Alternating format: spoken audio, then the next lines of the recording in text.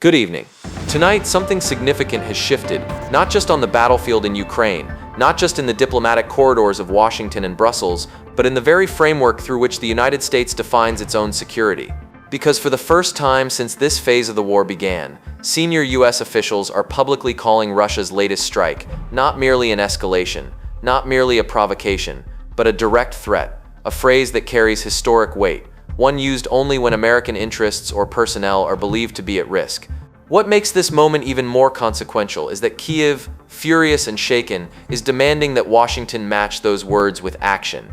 Not symbolic action, not rhetorical action, but a strong response, one that Russia will feel, one that Moscow cannot ignore, and one that US leaders have spent months trying to avoid because they know exactly what such a moment can become if handled poorly.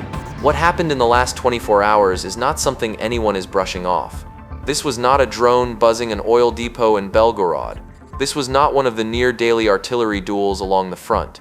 This was an attack that Russia knew would cross a line, an attack US intelligence believes was approved at the highest levels inside the Kremlin, and an attack that targeted not just Ukrainian military infrastructure, but a location where American advisors had been coordinating logistics and communications.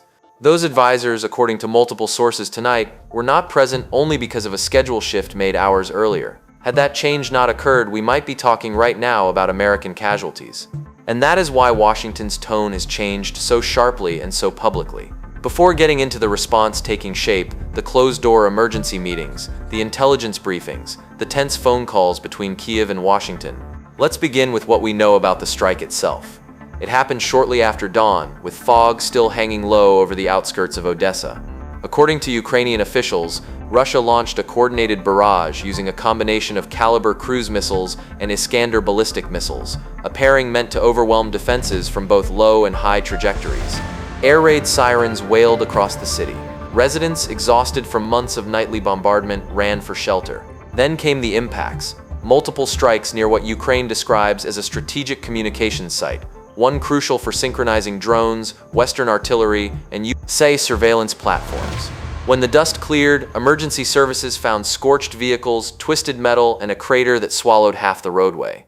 A whole wing of the communications facility was destroyed. But what has ignited tonight's anger is the revelation that Russia almost certainly knew American personnel operated there regularly. This was not random. This was deliberate. US intelligence officials briefing Congress today say Moscow intended to send a message, a signal of growing impatience with support for Ukraine, and a test of how far Washington is willing to go. Kyiv, for its part, is not mincing words. President Zelensky, in a televised address delivered with unusual bluntness, said the strike proves Russia believes the United States fears escalation more than Russia does.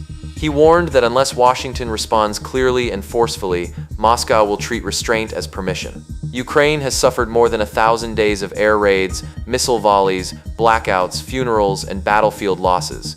When Zelensky says Ukraine cannot face this moment alone, he is not speaking lightly. In Washington, however, the response is more complicated. Officials are furious yet fearful.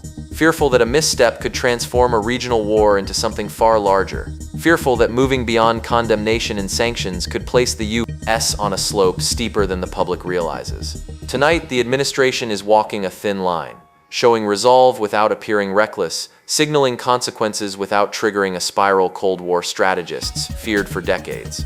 Inside the Pentagon, analysts are reconstructing the attack from launch points to trajectories and evaluating whether Russia violated unwritten parameters quietly observed for 2 years, including avoiding strikes on areas where US personnel frequent. Today's strike appears to have broken that pattern. The administration has issued a formal statement labeling the attack a direct threat to US strategic interests and the safety of American personnel, language chosen carefully, laying groundwork for whatever comes next. That response could take many forms: accelerating long-range missiles for Ukraine, lifting restrictions on US-provided weaponry, new cyber operation, coordinated NATO action signaling broader consequences. Meanwhile, Congress is divided. Some lawmakers feel vindicated and demand decisive action. Others warn this is exactly the moment where emotion can outrun strategy. And looming behind all of it is the US election cycle, where every foreign policy decision becomes political ammunition. Russia, predictably, denies everything. Kremlin officials claim no knowledge of American involvement. accuse Washington of inventing threats, and push conspiracy theories through state media. But this time, their narrative is not gaining traction. Not in Kiev, not in Washington, and not among analysts who have tracked Russia's behavior since day one. Intelligence sources say Russia increased reconnaissance flights, repositioned naval assets in the Black Sea, and escalated rhetoric on military channels. All signs this attack was part of a broader pattern, not a spontaneous act. To understand the gravity, consider this. When Russia feels momentum slipping, it strikes not just the battlefield but the support behind it. It aims to inject fear into U.S. decision-making, making officials ask, what if the next strike hits our people? What if this provokes a NATO response? What if the U.S. gets dragged into something the public isn't prepared for? These are the questions Moscow wants circulating tonight, and they are. Ukraine, however, has no patience for recalibration.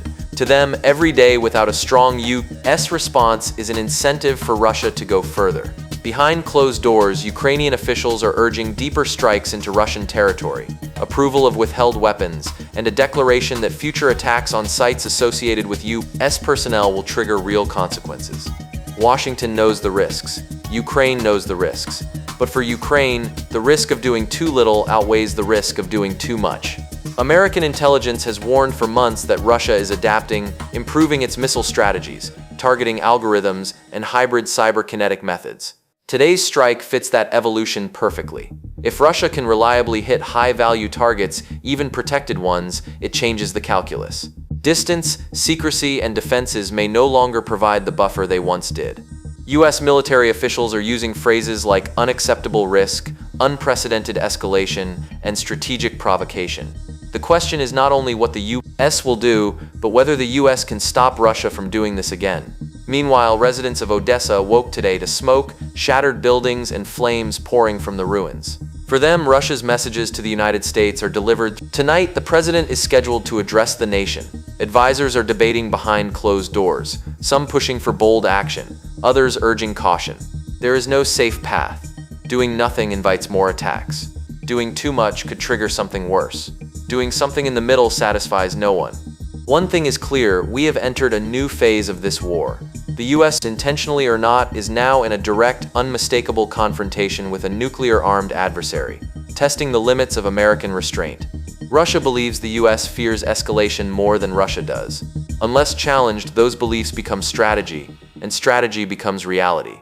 Ukraine demands a strong response. Russia is daring the U.S. to provide one, and the world is watching. This moment will shape U.S. policy, NATO unity, and the trajectory of this war. Moments like this shape history, and history is turning.